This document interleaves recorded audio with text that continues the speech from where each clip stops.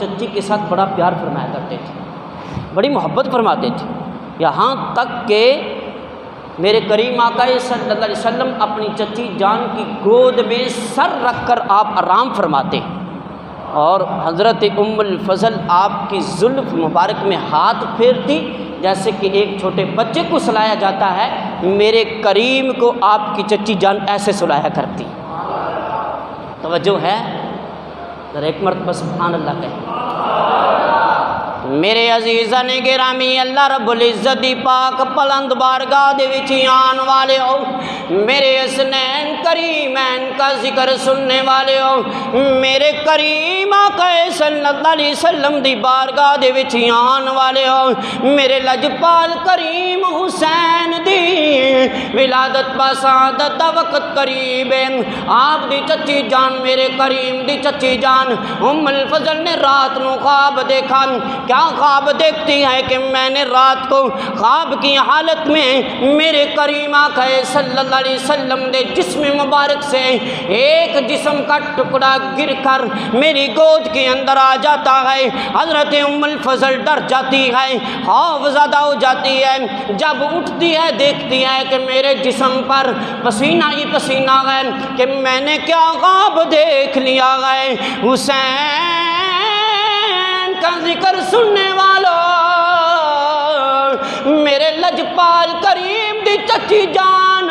آپ ڈر اور خوف کی وجہ سے کسی کے سامنے خواب بیان نہیں کر رہی، لیکن میرے کریم کی بارگاہ میں آئی، میرے صحابہ کرام کے سامنے میرے کریم آقا صلی اللہ علیہ وسلم موجود ہیں۔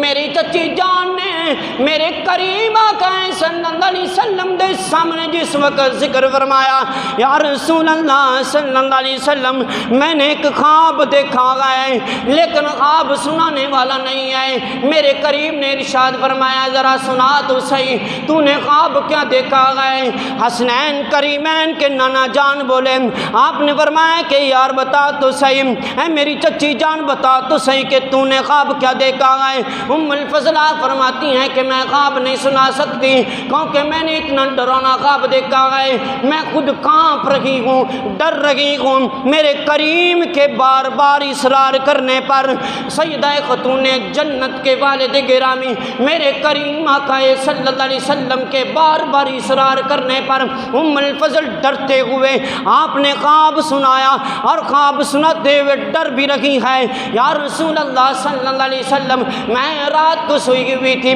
خواب کی حالت میں نے آپ کو دیکھا، آپ کے جسم مبارک سے آپ کے جسم مبارک سے آپ کے جسم مبارک سے آپ کا جسم کا ایک چھوٹا سا ٹکڑا گر کر میری گود میں آ جاتا ہے۔ میں اتنی خوف زدہ ہوں، اتنی پریشان ہوں کہ کہیں اس کی تعبیر اور طرف نہ نکل جائے۔ میرے کریم نے جب یہ خواب سنا، آپ نے فرمایا مسکرا کر فرمایا اے چچی جان آپ کو پریشان ہونے کی ضرورت نہیں ہے، ان قریب اللہ میری بیٹی سیدہ خاتون جنت کے گھر میں، اللہ میری بیٹی فاطمۃ الزہرا کے گھر میں، اللہ میرے داماد مولا کائنات شیر خدا حضرت سیدنا علی المرتضیٰ کے گھر میں حسین کی صورت میں اللہ ایک بیٹا پیدا فرمائے گا،